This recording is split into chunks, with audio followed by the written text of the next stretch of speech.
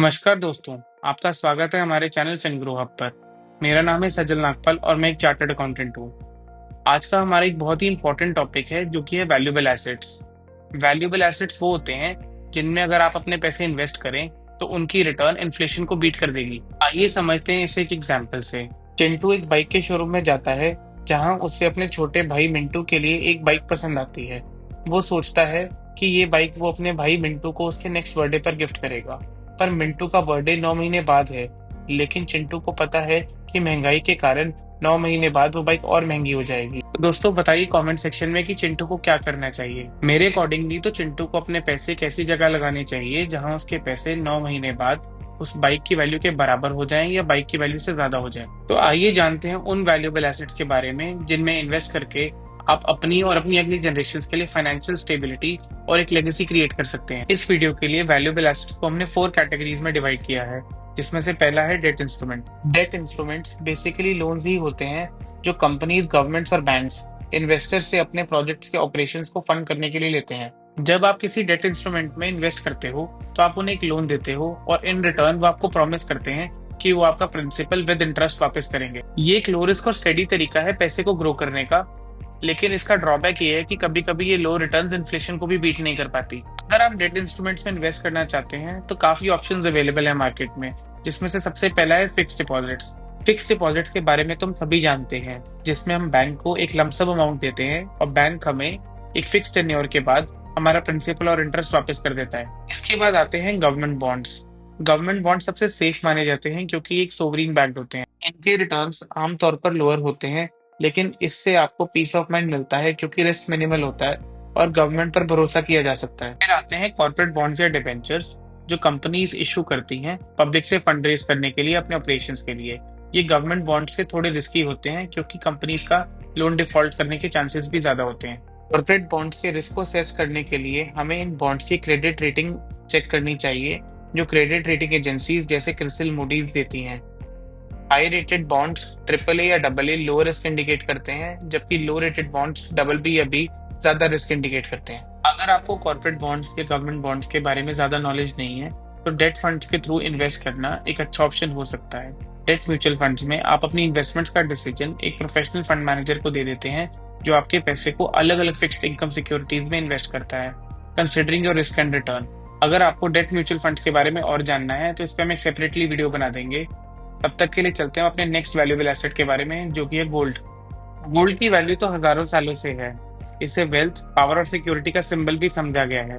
लेकिन आज भी गोल्ड इतना सेफ एसेट क्यों है? पहला, गोल्ड काफी रेयर मेटल है और इसकी स्कार्सिटी ही इसकी वैल्यू बढ़ाती है। दूसरा, इसकी एक्सट्रैक्शन कॉस्ट यानी कि माइनिंग कॉस्ट भी काफी हाई है। दुनिया में कुछ ही वायबल गोल्ड माइंस हैं और यही limited production capacity high prices को मेंटेन करने में मदद करती है। तीसरा है गोल्ड की ड्यूरेबिलिटी और स्टेबिलिटी।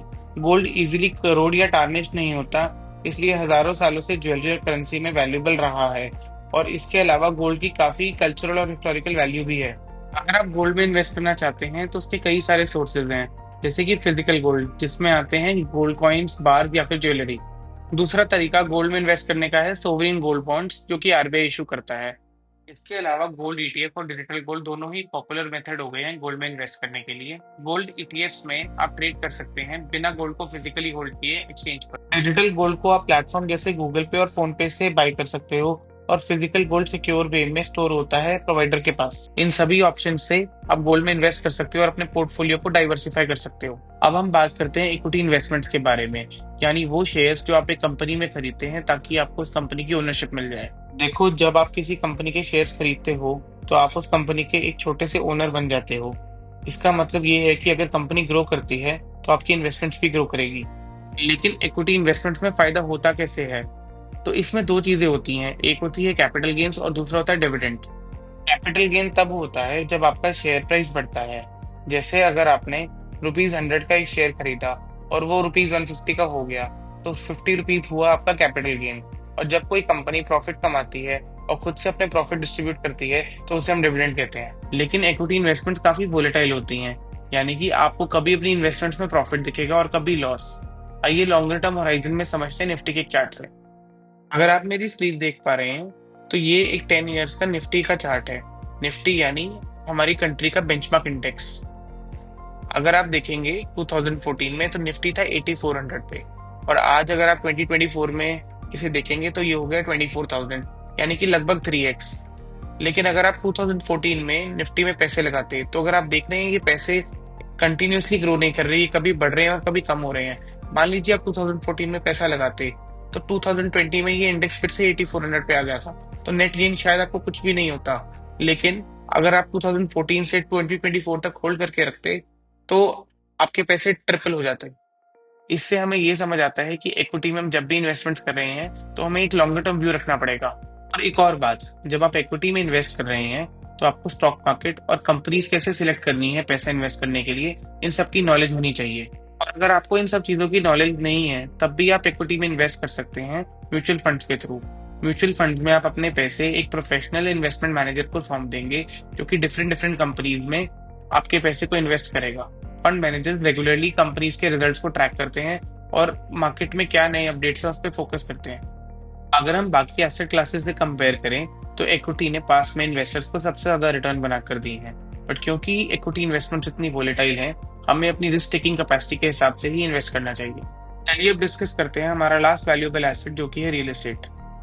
रियल एस्टेट एक ऐसा वैल्यूएबल एसेट होता है जो फिक्स्ड होता है, जैसे कि लैंड, रेजिडेंशियल प्रॉपर्टी और कमर्शियल प्रॉपर्टीज। रियल एस्टेट में भी आप दो तरह से इनकम कमा सकते हैं, एक है रेंट और दूसरा है कैपिटल एप्रिसिएशन। रियल एस्टेट से आप रेंटल इनकम कमा सकते हो जो कि काफी अच्छा सोर्स है पैसिव इनकम का, और इससे आपका मंथली कैश फ्लो भी इंप्रूव होता है। साथ ही टाइम के साथ जो प्रॉपर्टी की वैल्यू बढ़ती है उसे हम कैपिटल एप्रिसिएशन कहते हैं। लेकिन रियल एस्टेट इन्वेस्टिंग में कुछ प्रॉब्लम्स भी हैं। एक है हाई टिकट प्राइस, यानी कि रियल एस्टेट में इन्वेस्ट करने के लिए काफी सारे पैसे चाहिए होते हैं जो एक नॉर्मल इंसान के पास नहीं होते। और सेकंड प्रॉब्लम है इलिक्विडिटी। हम स्टॉक्स की तरह रियल एस्टेट को एकदम से बाय या सेल नहीं कर सकते, लेकिन इसका एक सोल्यूशन है, रीट्स, रियल एस्टेट इन्वेस्टमेंट ट्रस्ट। रीट्स में आप छोटी अमाउंट्स इन्वेस्ट कर सकते हैं और ये म्यूचुअल फंड्स की तरह स्टॉक एक्सचेंज पर ट्रेड होते हैं।